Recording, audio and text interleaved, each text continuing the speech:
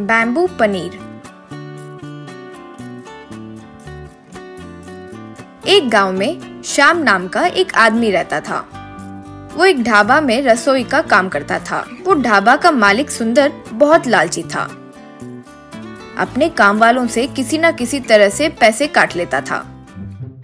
एक दिन शाम, सर, मुझे काम पर लगे 2 महीने हो गए हैं, मुझे अब तक तनख्वाह नहीं मिली है।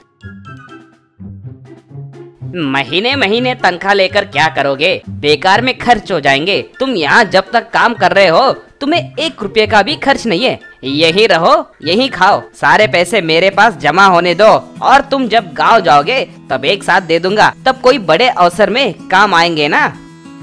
ये तो बढ़िया होगा सर, आने वाले साल में मेरी बहन की शादी होगी, तब देना। शाम जब से आया था सुंदर का व्यापार 2 गुना बढ़ गया था। शाम पनीर से अद्भुत खाना बनाता था।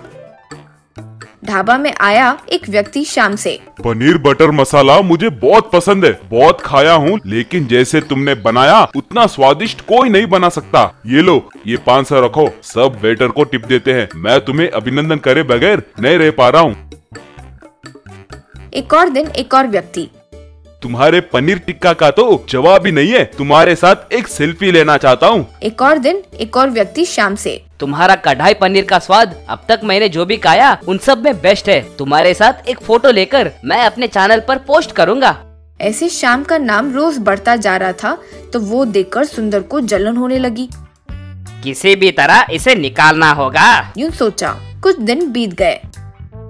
शाम एक दिन सुंदर से, सर, मेरी बहन की शादी फिक्स हो गई है, मुझे मेरे पैसे दे दोगे तो मैं गांव जाकर मेरी बहन की शादी करवाकर 10 दिन में ही आ जाऊंगा।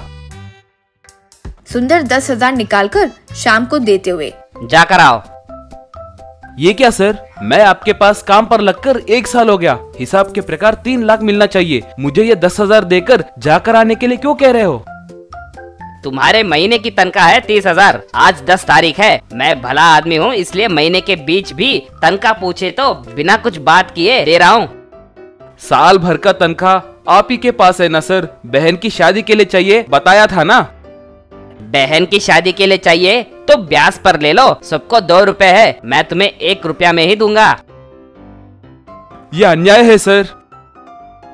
क्या अन्याय है रे? तुम नहीं होगे तो मेरा ढाबा चलेगा नहीं सोच रहे हो क्या? इसलिए मुझ पर गलत आरोप लगाकर मुझे धोखा देने की सोच रहे हो क्या? 4 वीडियो सोशल मीडिया पे आ गए, अपने आप को बहुत बड़ा आदमी समझ रहे हो क्या? लोग तुम्हारी बात मान भी गए तो सच क्या है वो पुलिस स्टेशन में ही पता लगेगा। तुम जेल गए, ये बात पता चली तो पूरी जिंदगी तेरी बहन की शादी नहीं होगी।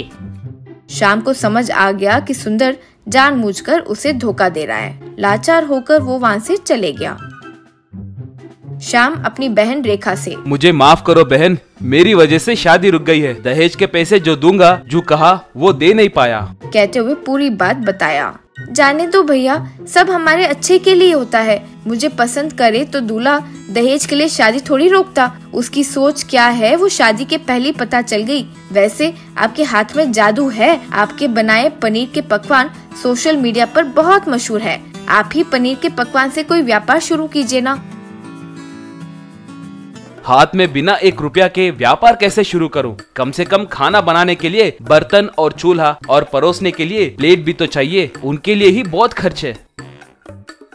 मन मना लिया तो मार्ग जरूर मिल जाता है भैया। बर्तन और चूल्हे के बिना भी खाना बनाया जा सकता है। जरा दिमाग पर जोर डालकर सोचिए ना।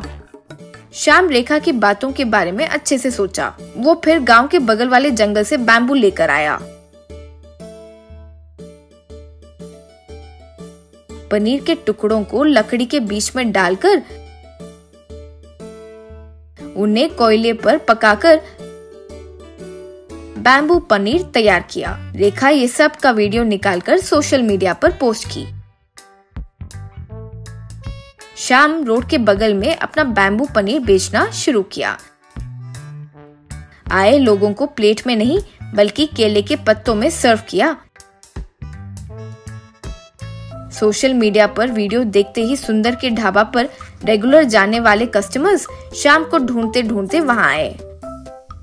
अरे शाम, तुम ढाबा में जो पनीर बनाते थे उससे तो ये बैम्बू पनीर और भी स्वादिष्ट है। तुम नहीं हो तो ढाबा का खाना बिल्कुल अच्छा नहीं है। तुम्हारे लिए बहुत दिनों से ढूंढ रहा था। सोशल मीडिया पर तुम्हारा बैम्बू पनीर वीडियो देखकर तुम्हारे लिए आया हूँ। अब से तुम्हारे पास ही आऊंगा। शाम के बनाए बैम्बू पनीर के लिए लोग बहुत दूर से कार में भी आने लगे।